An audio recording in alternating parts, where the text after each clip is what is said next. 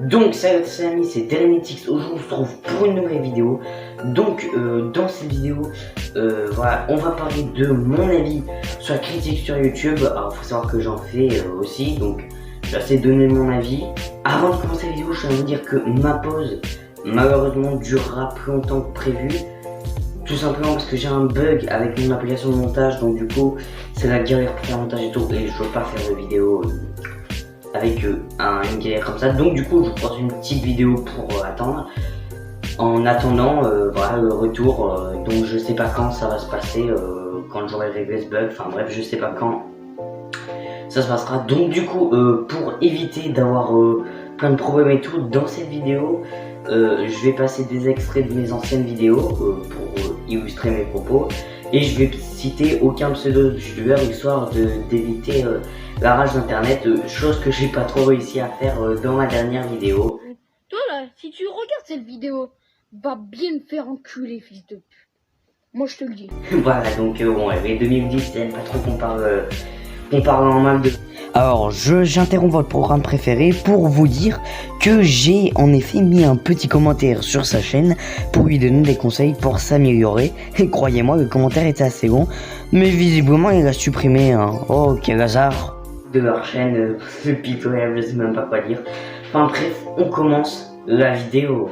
Donc du coup, pour remettre dans le contexte, dans la critique, il y a eu plusieurs vagues de critiqueurs, on va dire. Donc du coup, la première vague, c'est un peu Antox Colaboy, Maxella, Razi et tout. Ça, c'est la première vague de critiques. En général, ils sont apparus genre vers 2015-2016. C'était l'apparition de leur chaîne, ou le début où ils ont commencé à critiquer.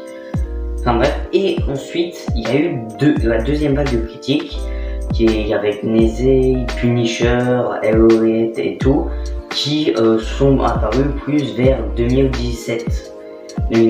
Et ensuite, il y a eu la troisième vague de critiques qui est essentiellement composée de youtubeurs à faible nombre d'abonnés, qui n'ont pas beaucoup d'abonnés et qui font la critique, et en général c'est pas de la super qualité. Ceux-là ont commencé vers 2018 et ont malheureusement pas mal de mal à percer sur YouTube. Donc du coup, la nouvelle mode en 2019, enfin à partir de 2019, voire même fin 2018, c'est d'arrêter la critique. Pourquoi? Alors tout simplement parce que, en fait, actuellement, la critique sur YouTube, et ben, il n'y a plus grand chose à dire, tout a un peu été dit. Les fakes, les pranks, les arnaques et tout a un peu été dit sur YouTube. Donc c'est pour ça que beaucoup de critiqueurs, de youtubeurs critiques, ont du mal à se renouveler. Donc beaucoup de gens disent que la critique est morte. Alors moi personnellement je pense pas. Je pense juste qu'on est dans une phase où il n'y a pas beaucoup de vidéos critiques.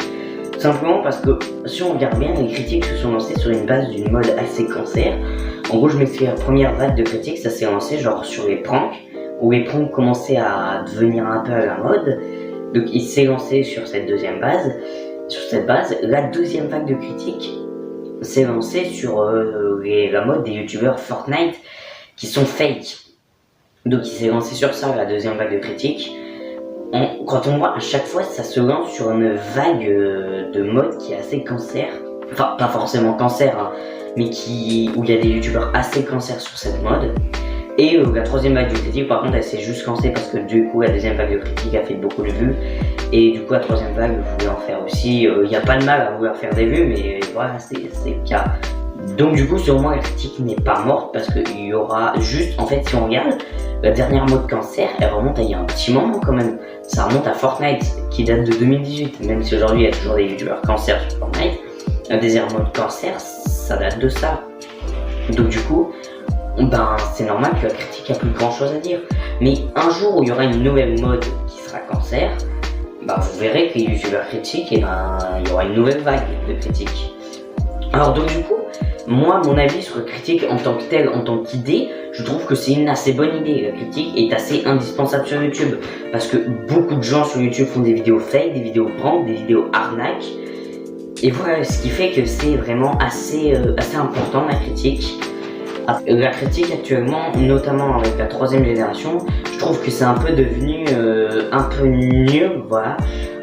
Honnêtement, je trouve que c'est assez mauvais. Parce que t'as beaucoup de vidéos qui sont sans rythme, des vidéos où le gars il se cherche, genre pendant par exemple ces vidéos, il réfléchit, il fait ah oui voilà, enfin du coup il commence à faire ça, ce qui fait que c'est assez ennuyant à regarder. Contrairement à ce qu'on avait fait dans notre dernière actu YouTube, aujourd'hui on va faire de la critique négative.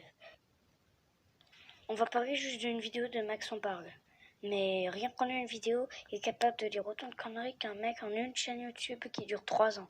Ou alors c'est toujours les mêmes chaînes critiques, avec les mêmes intonations de voix, avec les mêmes styles de miniature et tout.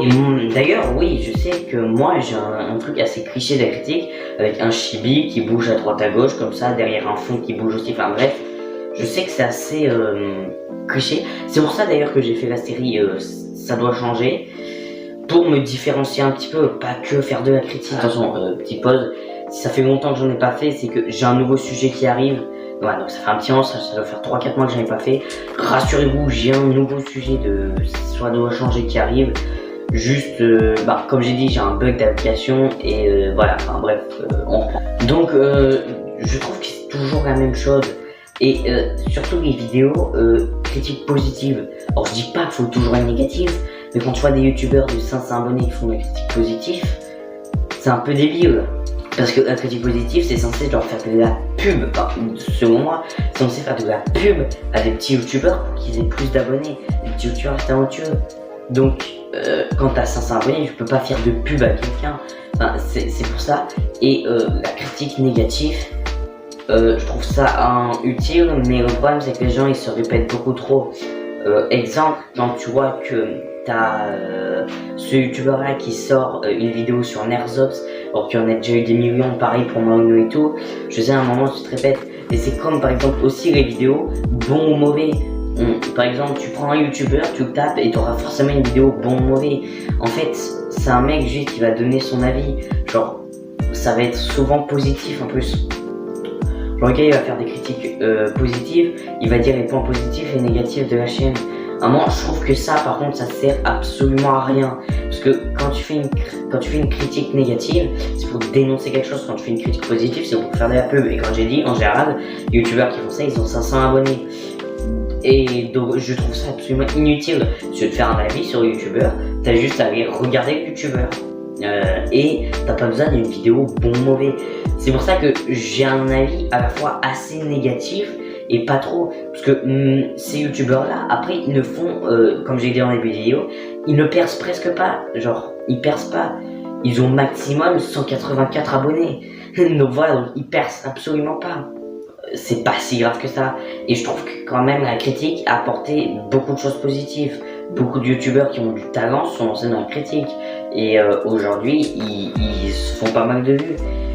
Donc voilà, donc c'était à peu près tout pour mon avis sur la critique. En attendant, merci d'avoir écouté. C'était Derenetics pour une petite vidéo courte à faire, courte à monter et tout. C'était Derenetics. À plus.